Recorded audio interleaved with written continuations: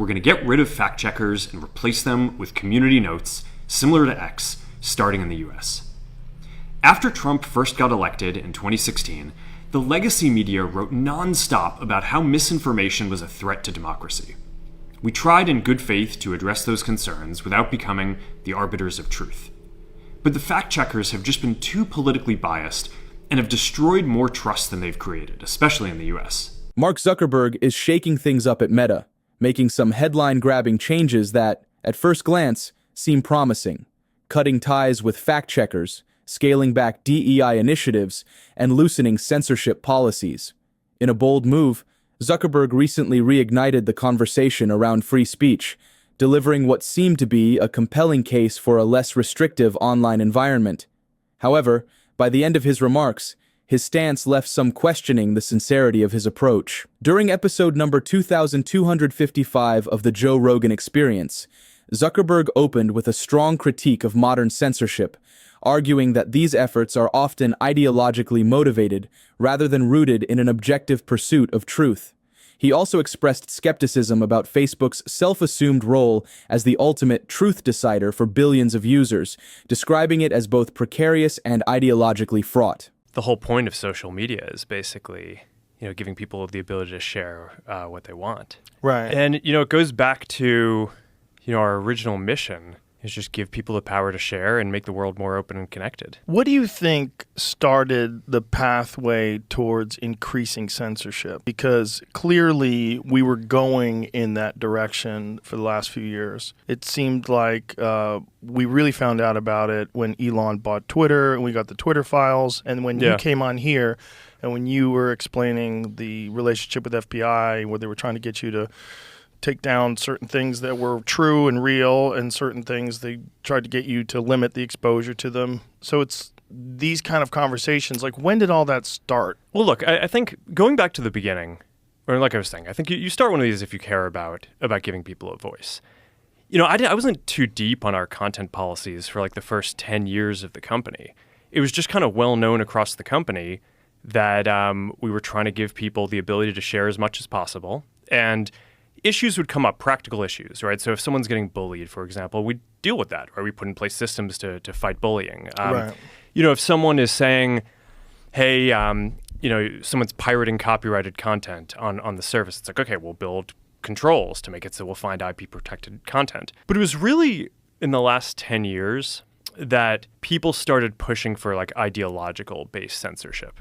And I think it was two main events that really triggered this. In 2016, there was the election of President Trump, also coincided with basically Brexit in the EU and sort of the fragmentation of the EU. And then, in 2020, there was COVID. And I think that those were basically these two events where for the first time, we just faced this massive, massive institutional pressure to basically start censoring content on ideological grounds. I'm sorry to interrupt you, but when it first came up in 2016, did it come under the guise of the Russian collusion hoax? And this is the thing. At the time, I was really sort of ill-prepared to kind of parse what was going on. It's, I think part of my reflection looking back on this is I kind of think in 2016 in the aftermath, I gave too much deference to a lot of folks in the media who were basically saying, okay, there's no way that this guy could have gotten elected except for misinformation. People can't actually believe this stuff, right? It has to be that there's this kind of like massive misinformation out there. Some of it started with the Russia collusion stuff, but it kind of morphed into different things over time. He was so ideologically polarizing, right? Like people didn't want to believe that anybody looked at him and said, this should be our president. Yeah, so I took this and just kind of assumed that everyone was acting in good faith. And I said, okay, well, there are concerns about misinformation. We should, just like when people raised other concerns in the past and we try to deal with them. Okay, yeah, people if you ask people, no one says that they want misinformation. So maybe there's something that we should do to basically try to address this. But I was really worried from the beginning about basically becoming this sort of decider of what is true in the world, right? That's like kind of a crazy position to be in for billions of people using your service. And so we tried to put in place a system that would deal with it, and early on tried to basically make it so that it was really limited. We're like, all right, we're just going to have this system where there's these third-party fact checkers and they can check the worst of the worst stuff, right? So things that are very clear hoaxes, that there's like, it's not like we're not parsing speech about whether something is slightly true or slightly false, like Earth is flat, things like that, right? So that was sort of the original intent. We put in place the system and it just sort of veered from there. I think to some degree, it's because some of the people whose job is to do fact checking, a lot of their industry is focused on political fact checking. So they just kind of veered in that direction. And we kept on trying to basically get it to be what we had originally intended, which is just, it's not, the point isn't to like judge people's opinions. It's to provide this layer to kind of help fact check some of the stuff that seems the most extreme, but it just, it was just never accepted by people broadly. I think people just felt like the fact checkers were too biased. Not necessarily even so much in what they ruled, although sometimes I think people would disagree with that. A lot of the time, it was just what types of things they chose to even go and fact check in the first place. So I kind of think like after having gone through that whole exercise, I don't know, it's something out of like, 1984, one of these books where it's just like, it really is a slippery slope. And it just got to a point where it's just, okay, this is destroying so much trust, especially in the United States, to have this program. And I guess it was probably about a few years that I really started coming to the conclusion that we were going to need to change something about that. The discussion took a sharp turn when Zuckerberg shifted focus to the Biden administration, openly accusing them of pressuring Meta to suppress accurate information, including memes, about vaccine safety. And all that stuff scares the shit out of me. That kind of stuff scares the shit out of me. When the government gets involved in what could be termed election interference, but through some weird loophole, it's legal. I don't think that the pushing for social media companies to censor stuff was legal. I mean, it's like that's. Right. I mean, there's all this stuff about what people talk about the First Amendment and okay, these tech platforms should offer free speech like the First Amendment. That, I think, is a philosophical principle. The First Amendment doesn't apply to companies in our content moderation. It's more of an American ethos about how we think that best dialogue is carried out. But the First Amendment does apply to the government. That's like the whole point, right? Is the government is not allowed to censor this stuff. So at some level, I do think that having people in the administration calling up the guys on our team and yelling at them and cursing and threatening repercussions if we don't take down things that are true is like, it's pretty bad. Zuckerberg argued that efforts to censor so-called misinformation and hate speech have gone too far. He highlighted the restrictive nature of Meta's previous content moderation policies by referencing Pete Hegseth's stance on women serving in certain combat roles, a viewpoint that would have been banned under the platform's old rules. The two categories that I think have been very politicized are misinformation, because who gets to judge or what's false and what's true? You may just not like my opinion on something, and then people think it's false, but I think that one's really tricky. And the other one is basically what people refer to as hate speech, which is I think also comes from a good place of wanting to crack down on that, of wanting to promote more inclusion and belonging and people feeling good and like having a pluralistic society that can basically have all these different communities coexist. Accept everyone, yeah. But I think the problem is that, all these things are on a spectrum, and when you go too far on them, I think on that side, we just basically got to this point where there were these things that you just like couldn't say, which were mainstream discourse, right? So, it's like Pete Hegseth is going to probably be defending his nomination for Secretary of Defense on the Senate floor. And I think one of the points that he's made is that he thinks that women shouldn't be able to be in certain combat roles. And until we updated our policies, that wouldn't have been a thing that you could have said on our platforms, because it would call for the exclusion of a protected category of people.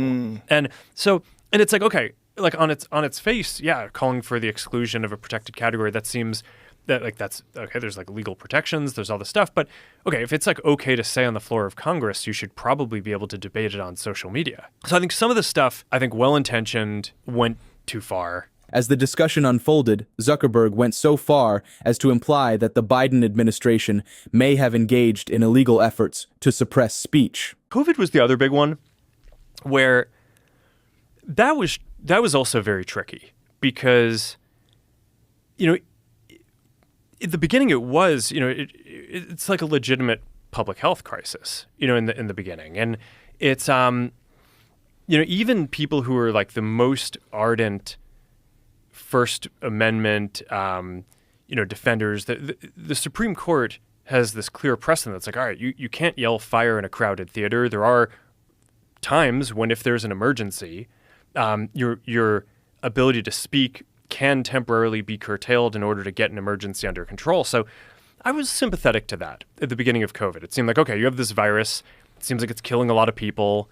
I don't know, like we didn't know at the time how dangerous it was going to be. So at the beginning, it kind of seemed like, okay, we should give a little bit of deference to the government and the health authorities on how we should play this. But when it went from, 2 weeks to flatten the curve to, and like in the beginning, it was like, okay, there aren't enough masks. Masks aren't that important. To then it's like, oh no, you have to wear a mask. And, everything was shifting around.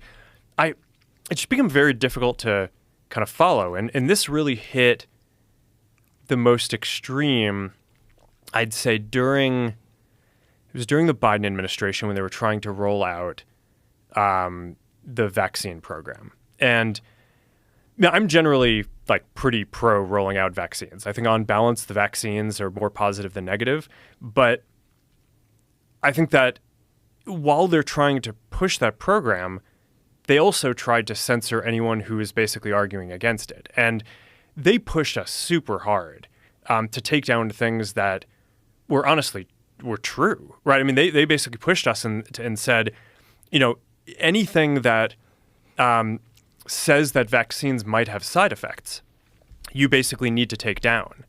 And I was just like, well, we're not going to do that. Like, we're clearly not going to do that. I mean, that is kind of inarguably true. Who is they? Who's telling you to take down things that it was that talk about vaccine side effects? It was people in the Biden administration. I think it was I wasn't involved in those conversations directly, but I think it was. How difficult is that to not be involved in those conversations directly? That's got to be strange too, right? Because you're running the company, but there's clearly you're moderating at scale that's beyond the imagination. The number of human beings you're moderating is fucking insane. Like, what's a Facebook? How many people use it on a daily basis? Forget about how many overall. Like, how many people use it regularly? It's 3.2 billion people use one of our services every day. Yeah, it's wild. More than a third of the planet. That's so crazy. Yeah, and it's almost half of Earth. Well, on a monthly basis, it is probably half of Earth. But I want to say that though there's a lot of hypercritical people that are conspiracy theorists and think that everybody is a part of some cabal to control them.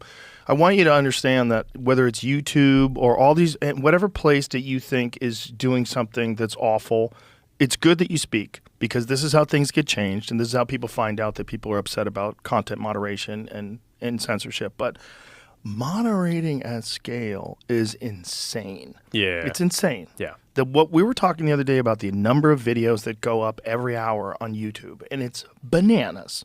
It's bananas. It's like to try to get a human being that is reasonable, logical, and objective that's going to analyze every video. It's virtually impossible. It's not possible. So you got to use a bunch of tools. You're going to get a bunch of things wrong. Yeah. And you have also people reporting things. And how much is that going to affect things? You could have mass reporting because you have bad actors. You have some corporation that decides we're going to attack this video because it's bad for us, get it taken down. Mm-hmm. There's so much going on. I want to put that in people's heads before we go on. Understand the kind of numbers that we're talking about here. Now understand you have the pandemic, and then you have the administration that's doing something where I think they crossed the line, where it gets really weird, where they're saying what you were saying. They were trying to get you to take down vaccine side effects, which is just crazy. Yeah. So, I mean, like you're saying, I mean, it's so complicated, this system, that I could spend every minute of all of my time doing this and not actually focused on building any of the things that we're trying to do. AI, glasses, the future of social media, all that stuff. So I get involved in this stuff, but in general, we have a policy team. There are people who I trust. They're the people who are kind of working on this on a day-to-day basis. And the interactions that I was just referring to, I mean, a lot of this is documented. I mean, because Jim Jordan and the House had this whole investigation and committee into the kind of government censorship around stuff like this. And we produced all these documents, and it's all in the public domain. I mean, basically, these people from the Biden administration would call up our team and like scream at them and curse. And it's like these documents it's all kind of out there. Did you record any of those phone calls? I don't think we but I think I want to listen. I mean, there are emails. the emails are published. It's all kind of out there. And they're like, and basically it just got to this point where we were like, no, we're not gonna take down things that are true. That's ridiculous.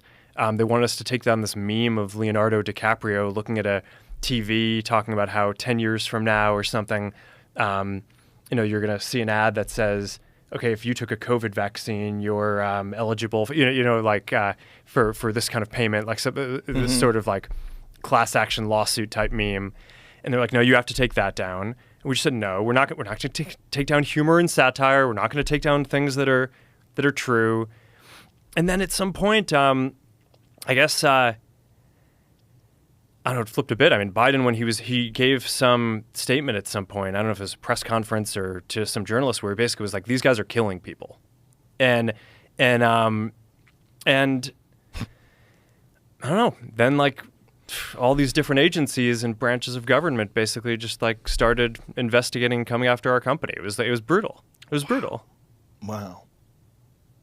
Reinforcing his stance on free speech, Zuckerberg expressed admiration for UFC President Dana White, highlighting his potential to bring strength and resolve to Meta's board of directors amid increasing external pressures to censor content. I was very happy with your announcement. I'm very happy that you took those steps.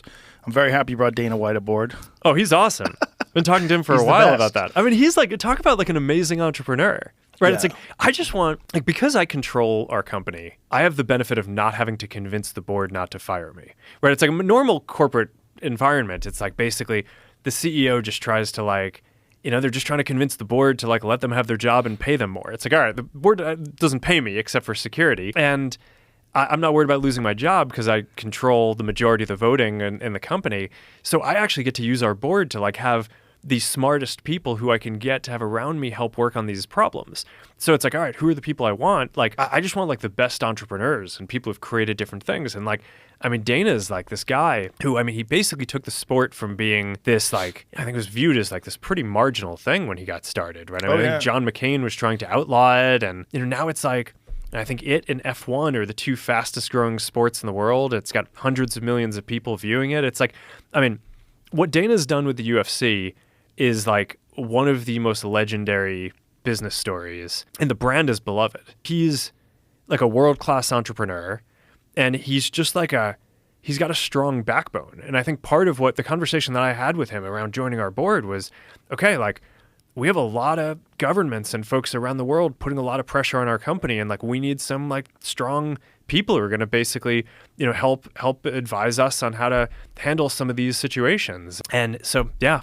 That's but yeah, I mean, running this company is not for the faint of heart. I mean, there's definitely a lot of pressure from like all these different governments, and then it's like, okay, I could spend all my time doing that, but I'm not even a politician. Like I just want to spend my time building things, right? So it's yeah, I think Dana's going to be great. He's the best. Zuckerberg's interview was off to an impressive start. He was making strong points and earning Joe Rogan's approval where it mattered most. However, the conversation hit an abrupt snag when Zuckerberg made a claim about COVID censorship that didn't sit well with Rogan. While Zuckerberg admitted he disagreed with the Biden administration's aggressive tactics to promote vaccination, he defended the decision to censor discussions about vaccine safety, framing it as an effort for the greater good and asserting it was devoid of personal political gain.